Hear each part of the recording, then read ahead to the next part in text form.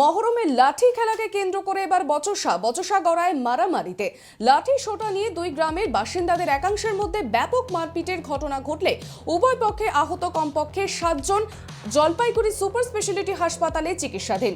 খবর পেয়ে ঘটনাস্থলে আসে বিশাল পুলিশ বাহিনী। জলপাইগুড়ি সদর ব্লকের পাহাড়পুর গ্রাম পঞ্চায়েতের অধীনে জ্যাঠাপাড়া এবং উত্তর ঘাসিপাড়া এলাকার মধ্যে বাসিন্দাদের মধ্যে বচসা শুরু হয়। অভিযোগ, বুধবার রাতে মহরমের লাঠি খেলাকে কেন্দ্র করে বিপক্ষের মধ্যে ব্যাপক ঝামেলা বাধে। তারই ফলস্বরূপ গুরুতর আহত হয় বেশ কয়েকজন। এলাকায় চলছে পুলিশের টহলদারি। ঘটনার তদন্তে জেলা পুলিশ। এদিকে আহতদের দেখতে হাসপাতালে আসেন জলপাইগুড়ি জেলা তৃণমূল কংগ্রেসের নেতা কৃষ্ণ দাস।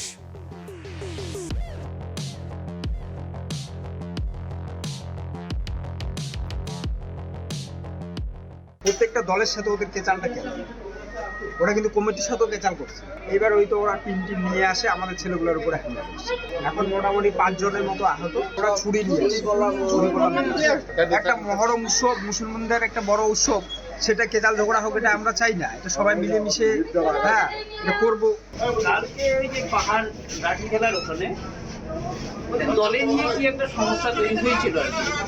কাটনা দলে নিয়ে সমস্যা তৈরি হয়েছিল। আমরা তো লাঠি খেলাতে যাইনি, সব দিয়ে দাও। পরবর্তীতে যেটা শুনলাম যে ওখানে লাঠি খেলাটা ভুলে হয়েছে। এবার ছোট ছোট ছেলেগুলো যা ভাস্তারা গেছে, পরে শুনলাম যে গন্ডগোল। পরে আবার দেখতেও গেলাম যে না, ওখানে সেই মুহূর্তে কেউ ছিল না।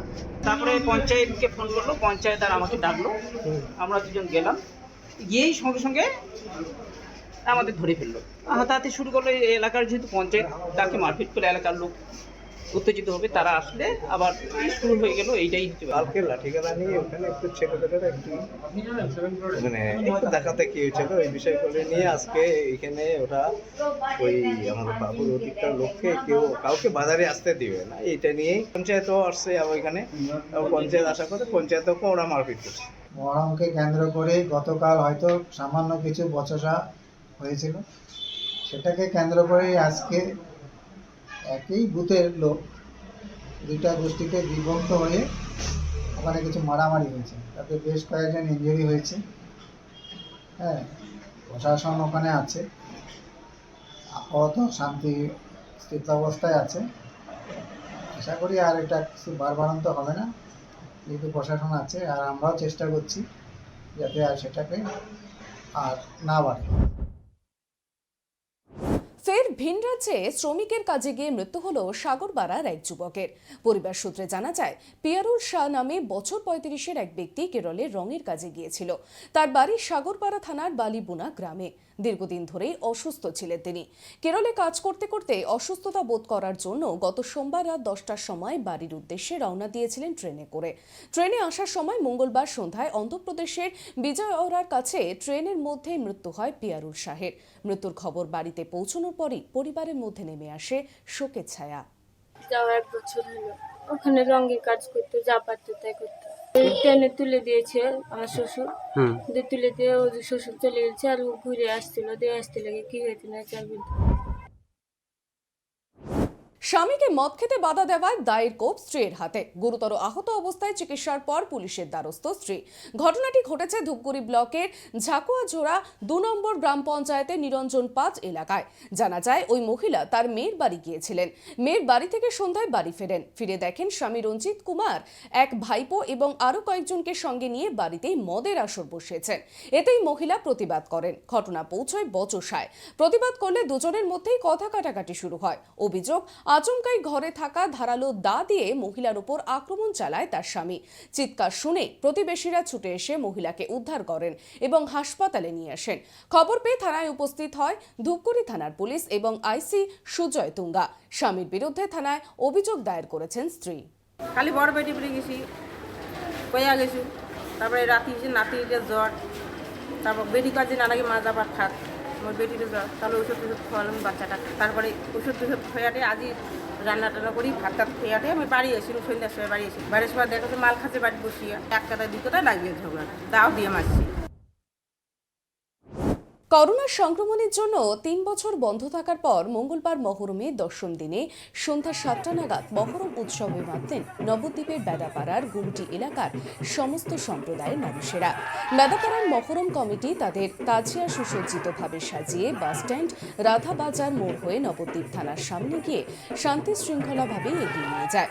এদিনের এই মহরম উৎসব দেখতে রাস্তার পাশে অসংখ্য মানুষের ভিড় জমিয়েছিল।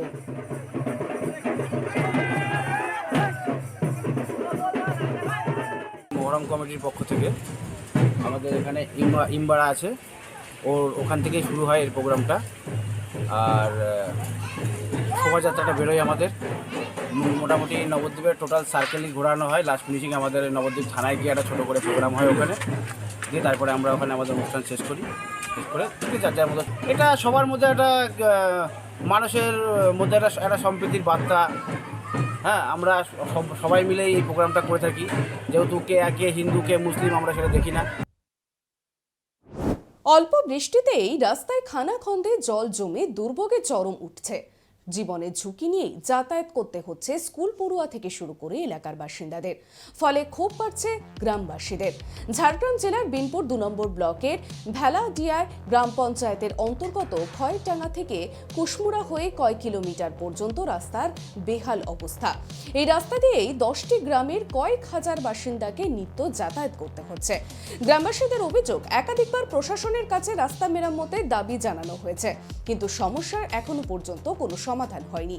খয়েরডাঙ্গা থেকে কুশমুড়া যাওয়ার রাস্তা সামান্য বৃষ্টিতেই চলাচলের অযোগ্য হয়ে ওঠে।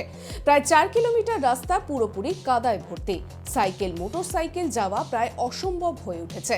সবথেকে বেশি সমস্যায় পড়তে হয় অসুস্থ মানুষজনদের। বেহাল রাস্তার কারণে অ্যাম্বুলেন্স বা গাড়ি ঢুকতে চায় না। এই বেহাল রাস্তার কারণে দুয়ারে রেশন পরিষেবা নিতে যেতে হয় 2 কিলোমিটার দূরে। বর্তমানে বৃষ্টির কারণে সমস্যায় পড়েছে স্কুল পড়ুয়ারাও।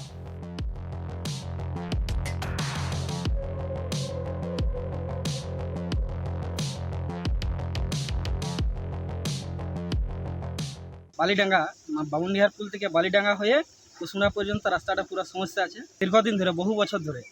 আর হচ্ছে খয়েরডাঙ্গা থেকে হচ্ছে পলাশডাঙ্গার পুল পর্যন্ত রাস্তাটা মানে চলাচল হবে না আর কি। হ্যাঁ, মানে অ্যাম্বুলেন্স আসেনি। তারপর হচ্ছে দুয়ারে রেশন হচ্ছে 2-3 কিলোমিটার দূর থেকে আনতে হয়। আমরা প্রশাসনকে জানিয়েছি বামুনডিহা, বেলপাহাড়ি অঞ্চল এবং ভেলাইডিহা অঞ্চল যৌথ উদ্যোগে কোনো কাজ হয় নাই। 2 প্রধানকে আমরা জানাচ্ছি, দীর্ঘদিন ধরে জানাচ্ছি, ওরা দেখছি বলে কাটাই দিয়েছে আজ। আর আমাদের বিশেষ করে সমস্যা হচ্ছে যে প্রতি মাসের যে দুয়ারে সরকারের রেশন যে আছে, সেই রেশনের গাড়ি আমরাকে 2-3 কিলোমিটার দূর থেকে বয়ে আনতে হয়। রাস্তার জন্য তারা রেশনের গাড়ি আনতে চায় না, এবং আমাদের এই রাস্তাটা যাতে তাড়াতাড়ি মানে ব্যবস্থা করে দেওয়া হয়, তার ব্যবস্থা করবেন। রাস্তাঘাট আমরা করেছি, কিছু হয়তো 2-1টা বাকি হয়েছে, সেগুলো আমরা স্কিমে ধরেছি। এবারে প্রত্যেকটা জিপি থেকে আমরা যতগুলো আমাদের রাস্তা যেগুলো রিপেয়ারের দরকার, সেই স্কিমগুলো আমরা আমাদের তরফ থেকে জেলাতে পাঠিয়েছি।